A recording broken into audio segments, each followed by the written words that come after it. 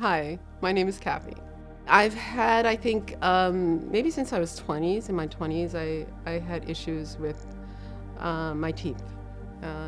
And for a number of years, I had been going to a dentist, different dentists, and I think it might have created some issues. But one of the things specifically, what brought me recently, because I've known Tabib and Mellows for a long time, but recently what made me call Rami was I had a space in my mouth, my lower teeth, and I felt it was creating a problem for me when I was sleeping. Like I felt like I had, I would drool more, and I was creating some like eczema on my chin. I just didn't know. There was something wrong. I felt something was wrong, and I didn't know what it was.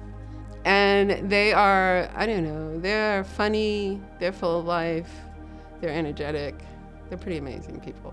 So we hit it off right away. Didn't take much.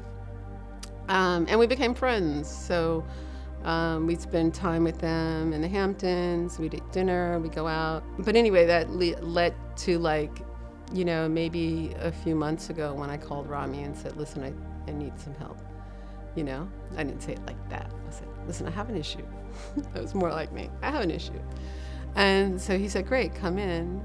And then he said, it's not as simple as that. He says, I'm going to have to rework your mouth. And I said, oh, okay. I wasn't expecting that, but it also didn't bother me.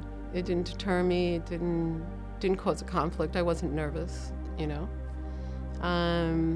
And so we talked about what he would do. He asked for my records from my other doctor. He received them. And then he called me and he said, it's a big job. I just want you to know, it's going to take a lot of work. And I said, okay. And he literally did. He totally redid my mouth, my smile. And I love it, actually. It's so amazing because when people see me, it's different, it's just different. They say, oh my gosh, you have the best smile. I mean, just people who don't know me, they just like, oh, I love your smile. And I go, oh, wow, that's so nice.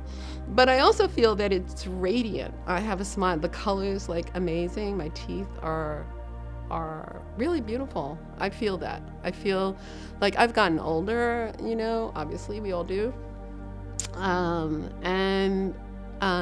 When he redid my smile, literally, I feel beautiful. The best way to put it is I look in the mirror sometimes and I think, oh my gosh, my eyes and my teeth are really intense. I say that about me. I've always smiled a lot. I just smile. But I know that now I'm not self-conscious about smiling.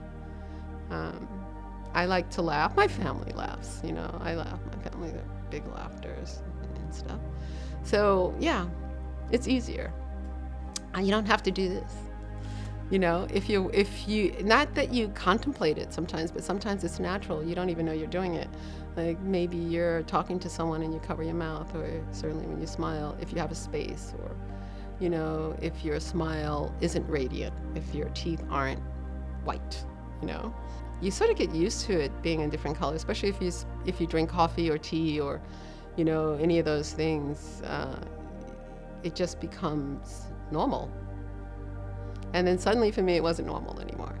And then strangers would say things to me. I asked, because we recently moved to Miami, I like taking buses because I'm a New Yorker. And so I was making my way to one of the museums and I found myself asking someone for directions. And one of the women that I asked worked for the metro system. And she was just talking to me, telling me where to go. And she said, oh my gosh, you have the best smile. You need to smile all the time. That never happened to me before. So anyway, that's how I know them. And that's how he's become my dentist. It made me feel so great. And then just recently also I went to a doctor to have a test, and the technician, she also said, she says, you have a beautiful smile. But I didn't tell them my story. Like I'm telling you my story. Or I didn't tell them that, oh, my dentist just did all this work. I just said, thank you. Yeah.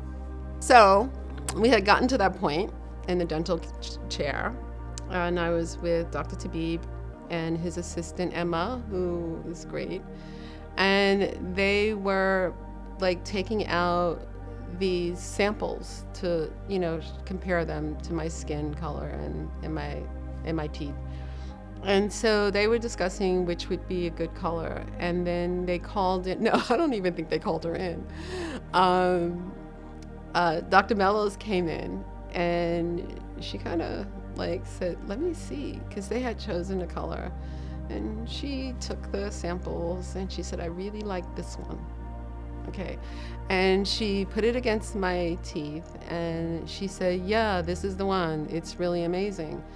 And they all agreed, and she said, "Cathy, I want you to look at this." And she put it there. And I said, "Oh my gosh, it's really special." It was almost like it do you know how pearls have sort of they're not white. There are other colors sort of mixed in there. Looking for the word, but there's I use the word radiance, but because it's not just white, it's sort of a mixture of different colors and stuff. I think, as is most things, it's like a kind of a mixture of colors and hues, and that's what she chose. And she showed me the difference. She said, "I want you to see this one and this one." And everyone agreed, including I was like, "Definitely the one you chose."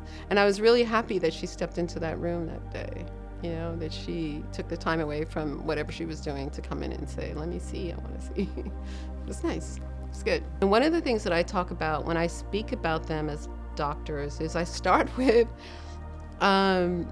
their office and their sensibility. I just do. That's the beginning for me, because everything has to do with a comfort level about who people are and how you feel with them and how they make you feel. And are you comfortable, for many things, for many reasons. It could be, does that person make me feel like I don't trust them, or do I feel safe, or do I feel like they understand me, to some degree? And so I feel that when you go in their office, it evokes who they are. There's art everywhere, there's art on the walls. They make you comfortable. They come out and ask you if you want a cup of tea. Do you want coffee? Would you like a glass of water? And doesn't always happen in offices when you go to see someone who's a doctor or whatever. And it's pretty normal. You should ask someone, "Would you like a glass of water?" You've walked there, run there, took a taxi, took a bus, whatever, and you're thirsty generally, but you don't get up and say, "Can I have a glass of water?" But if someone comes out and says, "Can I do something for you?" And you say, "Actually, yes, I'd like a glass of water. That would be really nice." And then there's music on. There's music playing. There's generally a scent that's infused in the office. And so immediately when I go there, there's a scent, aroma that's permeating the space. And people are just, communicative. They talk to you, you laugh with them. There's always laughter in that office, which I really appreciate. Even if you're not seeing Dr. Tabib, but you're seeing Dr. Mellows, he sticks his head out and does something, funny, and laughter. And so any hesitancy that you're feeling is broken.